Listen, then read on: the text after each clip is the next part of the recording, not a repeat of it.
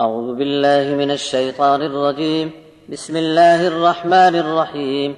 وقالت اليهود ليست النصارى على شيء وقالت النصارى ليست اليهود على شيء وهم يتلون الكتاب كذلك قال الذين لا يعلمون مثل قولهم فالله يحكم بينهم يوم القيامة فيما كانوا فيه يختلفون ومن أظلم ممن منع مساجد الله أن يذكر فيها اسمه وسعى في خرابها أولئك ما كان لهم أن يدخلوها إلا خائفين لهم في الدنيا خزي ولهم في الآخرة عذاب عظيم ولله المشرق والمغرب فأينما تولوا فثم وجه الله إن الله واسع عليم وقالوا اتخذ الله ولدا سبحانه بل له ما في السماوات والأرض كل له قانتون بديع السماوات والأرض وإذا قضى أمرا فإنما يقول له كن فيكون وقال الذين لا يعلمون لولا يكلمنا الله أو تأتينا آية كذلك قال الذين من قبلهم مثل قولهم تشابهت قلوبهم قد بينا الآيات لقوم يوقنون إنا أرسلناك بالحق بشيرا ونذيرا ولا تسأل عن أصحاب الجحيم ولن ترضى عنك اليهود ولا النصارى حتى تتبع ملتهم قل إن هدى الله هو الهدى ولئن اتبعت أهواءهم بعد الذي جاءك من العلم ما لك من الله من ولي ولا نصير الذين آتيناهم الكتاب يتلونه حق تلاوته أولئك يؤمنون به ومن يكفر به فأولئك هم الخاسرون. اور یہود نے کہا نصارہ کسی راستے پر نہیں، اور نصارہ نے کہا کہ یہود کے پاس کوئی بنیاد نہیں، اور دونوں کتاب بھی پڑھا کرتے ہیں، اور ان کی طرح تو وہ بھی بکواس کرتے ہیں جن کے پاس کچھ علم نہیں.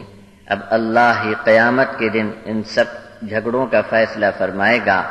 اس سے بڑا ظالم کون ہوگا جو اللہ کی مسجدوں میں اللہ کا نام لینے سے لوگوں کو روک دے اور مسجدوں کو اجاڑنے میں دوڑ دھوپ کرے. ڈر چھپ کر آنے کے سوا ایسے لوگوں کو مسجد میں کھلا داخلہ ہرگز نہ ملنا چاہیے.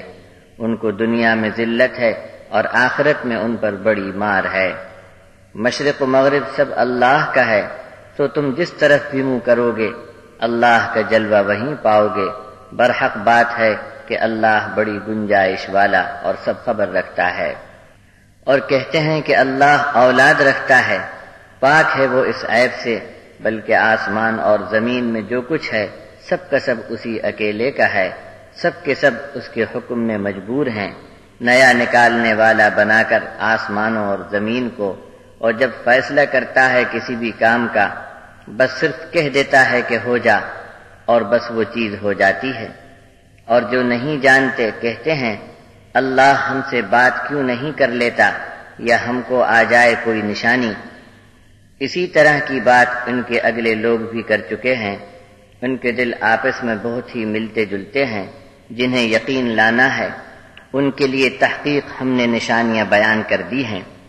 یقیناً ہم نے آپ کو بھیجا ہے حق بات لے کر خوشی اور ڈر سنانے کو، اور دوزخ میں جانے والوں کی پوچھ تم سے نہ کی جائے گی.